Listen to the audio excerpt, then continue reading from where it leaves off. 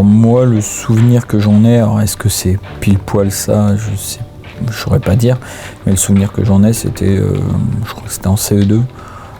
Grossièrement, j'étais un peu le vilain garçon qui était au fond de la classe, qui lançait des conneries sur les copains.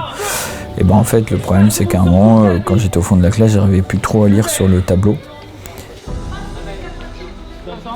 Et donc c'est là que je me suis un peu posé des questions. J'en ai rapidement parlé à mes parents, ma mère qui était médecin, mon père vétérinaire, mais qui avait des notions médicales. Dans un premier temps, on n'a pas trop su quoi en faire. Et puis en fait, pas longtemps après, il y avait une sorte de visite médicale, un peu de primaire. Et en fait, on s'est rendu compte qu'il y avait un petit souci quand elle m'a fait le test avec tous les petits points colorés où tu es censé voir un chiffre dans les points colorés. Et en fait, je voyais pas du tout de chiffres, je voyais juste des points colorés. Voilà, et c'est là que le diagnostic a été posé. Je suis là.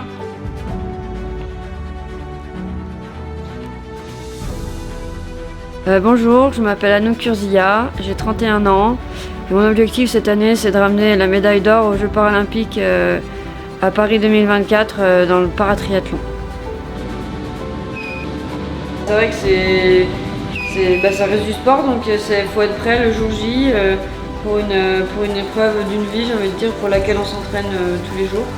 C'est quelque chose dont on rêve, mais ça reste du sport et qu'on ne maîtrise pas tout à 100%.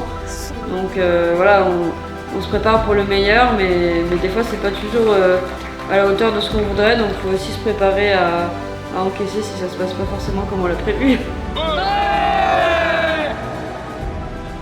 Et là-dessus, je rejoins Anouk. Moi, j'adore partager et je me suis toujours entraînée avec du monde ou faire des courses en équipe avec une équipe fille, etc. Enfin, j'aimais vraiment ces moments et là, en fait, de pouvoir partager la passion à deux, c'est puissant en fait comme aventure.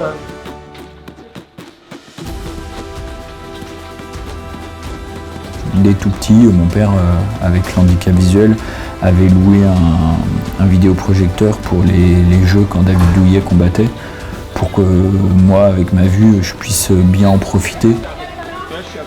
Les jeux, ouais, pour moi, c'est la consécration des sports amateurs. Et c'est trop beau, quoi. Enfin, c'est vraiment l'aboutissement du sport, l'état pur. Donc du dépassement, de l'envie de la gagne, et de montrer ce que ça peut donner une implication à 300% d'un sportif. Donc je me bats tous les jours. Là, c'est un combat de tous les jours. Je me donne les moyens, que ce soit par les régimes, les entraînements intenses, 2 à 3 fois par jour, les compétitions où je vais chercher toujours à me dépasser, que ce soit en valide ou en para ou en jiu-jitsu brésilien.